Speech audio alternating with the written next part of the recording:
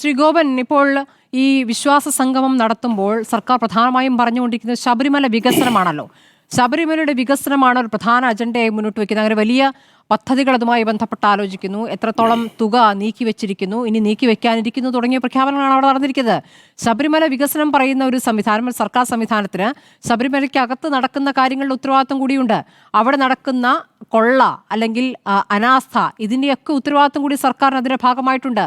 അത് പറയുമ്പോൾ അത് മറ്റൊരു ബോഡിയാണ്. അവിടെ ദേവസ്വം ബോർഡ് നോക്കുന്നു. ദേവസ്വം ബോർഡിലേക്ക് സർക്കാരായി നിയോഗിച്ച അല്ലെങ്കിൽ സർക്കാരിന്റെ നാമനിർദ്ദേശം ചെയ്യപ്പെട്ട ആളുകൾ അവിടെ ഉണ്ടെങ്കിൽ കൂടിയും തങ്ങൾക്കതിൽ പങ്കില്ല എന്നുള്ള മാറി നിൽക്കൽ എത്രത്തോളം സാധ്യമാണ് എന്നൊരു ചോദ്യമുണ്ട്. ശ്രീ ഗോപൻ, ഞാൻ ആദ്യം തന്നെ അതിന് ഉത്തരം പറയാം, ബാക്കി കാര്യങ്ങൾ പിന്നീട് പറയാം.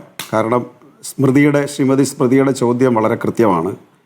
പക്ഷേ അതിലുള്ളൊരു പ്രശ്നം, ഗവൺമെൻറ് ശബരിമലയിൽ സുതാര്യമായി കാര്യങ്ങൾ നടക്കുന്നതിന് വേണ്ടി കൂടിയാണ് അയ്യപ്പ സംഗമം സംഘടിപ്പിച്ചത്.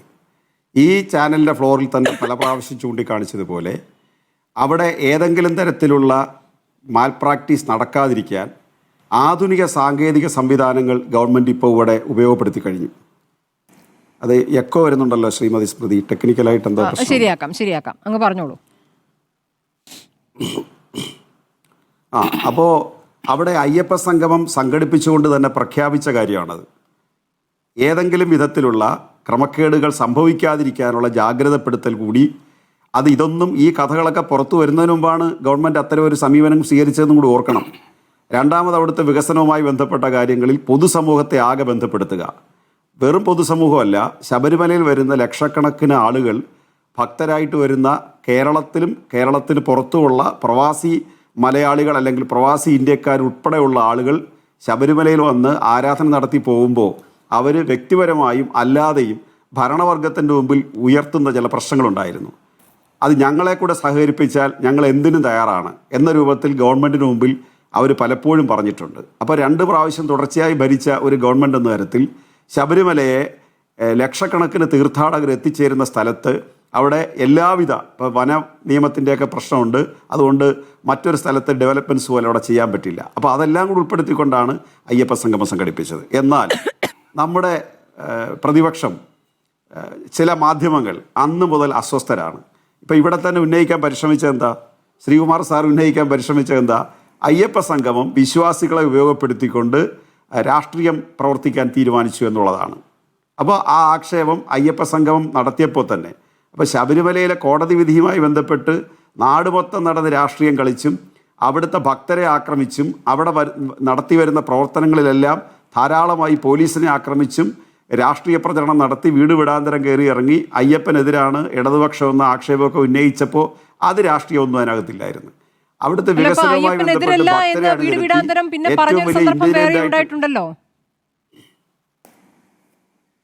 തീർച്ചയായിട്ടും ഞങ്ങൾ അയ്യപ്പനെതിരാണെന്ന് പറയുമ്പോൾ ഞങ്ങൾ കയ്യും കെട്ടിയിരിക്കണോ സ്മൃതി? ഞങ്ങൾ വീടുകളിൽ പോയി പറഞ്ഞല്ലോ ഞങ്ങൾ അയ്യപ്പനെതിരല്ല, അല്ലെങ്കിൽ വിശ്വാസികൾക്ക് അയ്യപ്പനെതിരല്ലെന്നുള്ളതല്ല, വിശ്വാസികൾക്കെതിരാണ്. യുവതി പ്രവേശനവുമായി ബന്ധപ്പെട്ട് നിങ്ങൾ ആദ്യം എടുത്തൊരു നിലപാട്, ആ നിലപാടിൽ നിന്നും പിന്നാക്കം പോവുകയാണ് എന്ന് ഭക്തരെ അല്ലെങ്കിൽ പാർട്ടി അനുഭാവികളെ വീടുകൾ തോറും പറഞ്ഞ് ബോധ്യപ്പെടുത്താനുള്ള ശ്രമവും നിങ്ങൾ തെരഞ്ഞെടുപ്പ് കാലത്ത് ചെയ്തിട്ടുണ്ട്. അപ്പൊ രാഷ്ട്രീയമൊക്കെ അവിടെ ഉണ്ടെന്നേ, അതിൽ തർക്കം പറഞ്ഞിട്ട് കാര്യമില്ല. ശബരിമലയുടെ ഉത്തരവാദിത്തം നിങ്ങൾ വികസനം പറയുമ്പോൾ അതോടൊപ്പം തന്നെ വികസനത്തോടൊപ്പം തന്നെ മറ്റു ചില ഉത്തരവാദിത്തങ്ങളുണ്ടല്ലോ. ഇപ്പോൾ പറയുന്ന ഇപ്പോഴത്തെ ദേവസ്വം ബോർഡിന് ഒരു പിഴവും പറ്റിയിട്ടില്ല, ഇത് പഴയ ബോർഡിന്റെ കുഴപ്പമാണല്ലോ എന്നാണല്ലോ പറഞ്ഞു വെച്ചിരുന്നത്. പക്ഷെ അങ്ങനെയല്ല. ഈ 2025 തുടർന്നുകൊണ്ടിരിക്കുന്ന, ഇപ്പോഴും തുടരുന്ന ദേവസ്വം ബോർഡിനെയും ദേവസ്വം ബോർഡ് പ്രസിഡന്റിനെയും കൂടിയാണ് പ്രതിക്കൂട്ടിലാക്കിയിരിക്കുന്നത് കോടതി. അതിൽ കൂടി പ്രതികരിക്കണ്ടേ? ശ്രീമതി സ്മൃതിയുടെ ആദ്യ ചോദ്യത്തെ ഞാൻ അഡ്രസ്സ് ചെയ്തത് അതൊരു പ്രധാനപ്പെട്ട കാര്യമായതുകൊണ്ടാണ്. ഞാൻ ഈ രണ്ടാമത്തെ ചോദ്യത്തിലേക്ക് വരുന്നത്, അതിനു മുമ്പ് ഇവർ 2-3 പേര് പറഞ്ഞ കാര്യങ്ങളിൽ പ്രതികരിച്ചിട്ടേ വരികയുള്ളൂ. അതിൽ ഒന്ന്, കോടതി അറസ്റ്റ് ചെയ്യാൻ മടിച്ചുകൊണ്ടിരിക്കുകയാണ്, പിണറായി മിണ്ടുന്നില്ല, ഇങ്ങനെയൊക്കെയുള്ള ആക്ഷേപങ്ങളാണ് മുന്നോട്ട് വെച്ചത്. രാവിലെ പിണറായി വിജയൻ എഴുന്നേറ്റ് നിന്ന് ശബരിമല സംഭവത്തെക്കുറിച്ച് പ്രതികരിച്ചുകൊണ്ടിരിക്കണമെന്നാണോ കോൺഗ്രസ് ശ്രീകുമാർ സാർ ആഗ്രഹിക്കുന്നത്? എന്താ നിങ്ങൾ ഉദ്ദേശിക്കുന്നത്? മുഖ്യമന്ത്രി കൃത്യമായിട്ടൊരു മറുപടി അതിനകത്ത് പറഞ്ഞു. ബഹുമാനപ്പെട്ട ഹൈക്കോടതിയുടെ നിരീക്ഷണത്തിൽ SIT ടീം വന്നതിന് ശേഷം അദ്ദേഹം പറഞ്ഞത് എന്താ? അതിൽ കോടതിയുടെ ബലമായ നിരീക്ഷണത്തിൽ പോകുന്ന കാര്യമാണ്. കോടതിയിൽ എന്ത് നിഗമനമാണോ എത്തുന്നത്, സർക്കാർ എല്ലാവിധ അക്കാര്യത്തിൽ കൂടെയാണ്. ഞങ്ങൾ കോടതിയുടെ ഒപ്പം നിൽക്കുന്നതിൽ നിങ്ങൾക്ക് എന്താ ഇത്ര വലിയ വിഷമം? അല്ലാതെ മറ്റെന്തെങ്കിലും ഞങ്ങൾ നിർവാഹമുണ്ടോ? രാവിലെ എഴുന്നേറ്റ് കോടതിയുടെ ഡോക്ടർ നിരീക്ഷണം ഗോപൻ, തെറ്റാന്ന് മറ്റെന്തെങ്കിലും പറയണം. നിർവാഹമുണ്ടോ? അല്ല, അപ്പൊ മര്യാദ കാണിച്ചാൽ നിർവാഹം ഇല്ലാത്തതുകൊണ്ടാണെന്നാണ് അതിന്റെ അർത്ഥം. അല്ല, കോടതിയോട് മര്യാദ കാണിച്ചല്ലേ ഞങ്ങൾ പറ്റൂ. കോടതിയുടെ കോടതിയോട് നിരീക്ഷണത്തെ മാത്രമല്ലല്ലോ. അനുകൂലിക്ക് കോടതിയോട് മാത്രമല്ലല്ലോ, അല്ല. ഭക്തരുമായി ബന്ധപ്പെട്ട വിഷയം കൂടിയാണല്ലോ. സ്മൃതി, ഈ മറ്റുള്ള പാനലിസ്റ്റുകൾക്ക് ഇല്ലാത്ത ഒരു സവിശേഷത വല്ലതും എനിക്ക് വല്ലതും ഉണ്ടോ? അല്ല, നിങ്ങളുടെ ചോദ്യം ഒന്നോ രണ്ടോ ചോദ്യമൊക്കെ വന്നാൽ എനിക്ക് കുഴപ്പമില്ല. എനിക്ക് മറുപടി പറയാൻ തടസ്സം ഉണ്ടാക്കുന്ന ചോദ്യങ്ങളിലേക്ക് വന്നാൽ അത് പ്രയാസം ഉണ്ടാക്കത്തില്ലേ? ഞാൻ അവർക്കൊന്ന് മറുപടി പറഞ്ഞോട്ടെ. ഇപ്പം നിങ്ങൾ മൂന്നാല് പേര് ഒരു പാനലിൻ്റെ ഭാഗമായിട്ട് ഇരിക്കുകയല്ലേ, അവതാരക ഉൾപ്പെടെ. അപ്പം ഞാനിതൊന്ന് അവർക്കൊന്ന് മറുപടി പറഞ്ഞോട്ടെ. മുഖ്യമന്ത്രിയുടെ പ്രതികരണം വളരെ കൃത്യമായി വന്നതാണ് ഇതിനകത്ത്. കോടതിയുടെ നിരീക്ഷണം എന്താണോ അതിൻ്റെ കൂടെ കോടതി എന്താണോ തീരുമാനം എടുക്കുന്നത് അതിലേക്ക് കാര്യങ്ങൾ വരട്ടെ എന്ന് മുഖ്യമന്ത്രി പറഞ്ഞു. അപ്പോൾ ഇദ്ദേഹം പറയുന്നത് ഓരോ ദിവസവും മുഖ്യമന്ത്രി എന്താ മറുപടി പറഞ്ഞാലെന്നാ. എന്താ മുഖ്യമന്ത്രി മറുപടി പറയേണ്ട ഈ കാര്യത്തിൽ? കോടതിയുടെ നിരീക്ഷണത്തിന് അപ്പുറത്ത് കയറി മുഖ്യമന്ത്രി മറുപടി പറയാൻ ശ്രമിച്ചാൽ വരുന്ന പ്രശ്നം എന്താ? മുഖ്യമന്ത്രി നിർദ്ദേശം കൊടുത്തെന്ന SITക്ക് അല്ലേ? അങ്ങനെ വ്യാഖ്യാനിക്കത്തില്ലേ? ഇവിടെ ഇരിക്കുന്ന ആരാ അത് വ്യാഖ്യാനിക്കാതെ പോന്നേ? മുഖ്യമന്ത്രി ഒരു കമൻസ് പറഞ്ഞാൽ മുഖ്യമന്ത്രിയുടെ കീഴിലുള്ള പോലീസ് ഉദ്യോഗസ്ഥരെ അന്വേഷിക്കുന്നേ. അപ്പം നിർദ്ദേശം കൊടുത്തന്നേ വരൂ. അതുകൊണ്ടാണ് മുഖ്യമന്ത്രി മാറി നിൽക്കുന്നത്. ഇത് അറിയാൻ വയ്യാത്ത ആളല്ല കോൺഗ്രസ്സുകാർ. പക്ഷെ അവർ ഈ പ്രശ്നം ഉന്നയിക്കുന്നത് എന്താ? എവിടെ കൊണ്ട് പിടിച്ചിട്ടും CPM-ലേക്ക് എത്തുന്നില്ല. അതാണ് അവരുടെ നിരാശ. എത്തത്തുമില്ല. CPM-ലേക്ക് നിങ്ങൾ എത്ര തലകുത്തി എന്നാലും എത്തത്തില്ല. കാരണം ക്ഷേത്രങ്ങളെയും ആരാധനാലയങ്ങളെയും അതുപോലെ ഭരണ സംവിധാനങ്ങളെയൊക്കെ CPM ഭരണ സംവിധാനം, ഞാൻ പറയട്ടെ, ഭരണ സംവിധാനങ്ങളെ വാസിയായാലും ദേവസ്വം ബോർഡ് പ്രസിഡന്റുമാരായാലും എത്തട്ടെ എൻ്റെ സ്മൃതി. നമുക്ക് അന്നേരം CPM ഇങ്ങനെ അതിനെ കൈകാര്യം ചെയ്യുമെന്ന് നിങ്ങൾക്ക് മനസ്സിലാവുമല്ലോ. എന്തിനാ ഈ ധൃതി പിടിക്കുന്നേ? കോടതിയുടെ നിരീക്ഷണത്തിൽ നടക്കുന്ന കാര്യം അവർ കുറച്ചുകൂടെ സമയമുണ്ടല്ലോ. നമ്മളാരും ഇവിടുന്ന് പോകുന്നില്ലല്ലോ. കേരളം കടലിൽ താണ് പോകുന്നില്ലല്ലോ. നമുക്ക് തീരുമാനിക്കാം ഏത് കേസാ കേരളത്തിൽ അന്വേഷിച്ച് കണ്ടുപിടിക്കാത്ത. അതുകൊണ്ട് കേരളത്തിലെ പോലീസ് വളരെ ശക്തമായി ഇക്കാര്യത്തിൽ അന്വേഷണം നടത്തിക്കൊണ്ടിരിക്കുന്നു എന്നുള്ളത് നമ്മൾ പലതവണ പറഞ്ഞതാണ്. അതുകൊണ്ട് അത് CPM-നെ പ്രതിക്കൂട്ടി നിർത്തിക്കൊണ്ട് ഈ പ്രശ്നത്തെ കൈകാര്യം ചെയ്യാമെന്ന് വിചാരിക്കുകയേ വേണ്ട. മറ്റൊന്ന്, ശ്രീ ചേക്കുട്ടി മാഷിയുടെ പറയുന്ന കാര്യങ്ങളാണ്. അത് അദ്ദേഹം പറയുന്ന ഒരു ഡിജിറ്റ് മനസ്സിലായോ, ഒരു ഡേറ്റ് മനസ്സിലായോ? 5-8 കൊല്ലമായി. സാറിന് എവിടുന്ന് കിട്ടി ഈ 5-8 കൊല്ലത്തെ കണക്ക്? 2019 അല്ല അവിടുത്തെ സംഭവം. അവിടെ വിജയരാജ മല്യ എന്നയാൾ സ്വർണം പൂശിയിട്ട് 1998 പൂശിയതാ.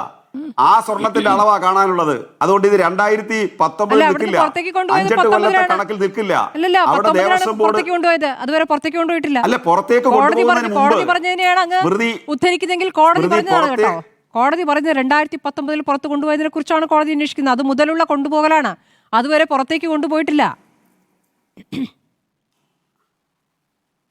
അത് മുതലുള്ള പ്രശ്നമല്ലെന്ന്. 1998 പൂശിയ സ്വർണം അവിടെ എത്രയുണ്ടെന്ന് കണ്ടുപിടിച്ചേ മതിയാവൂ.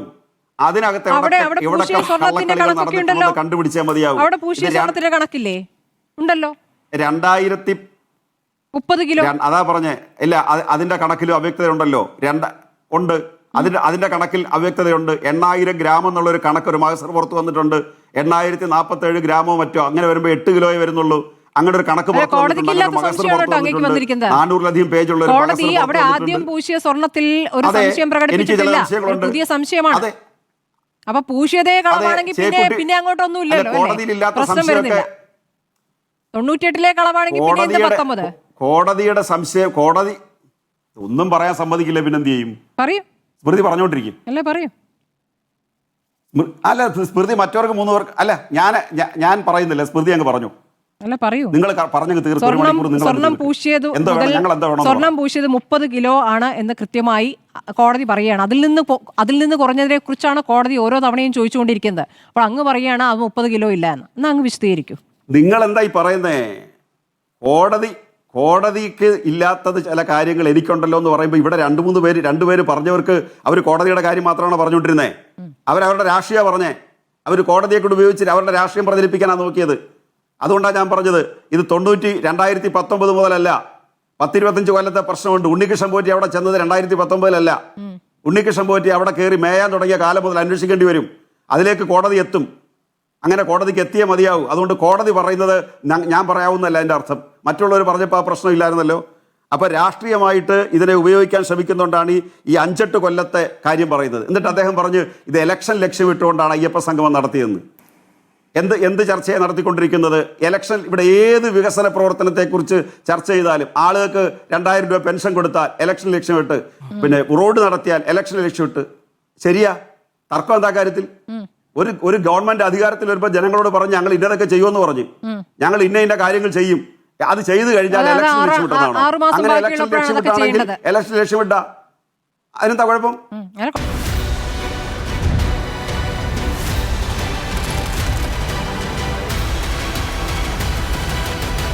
Debate with Smriti Parathikkad.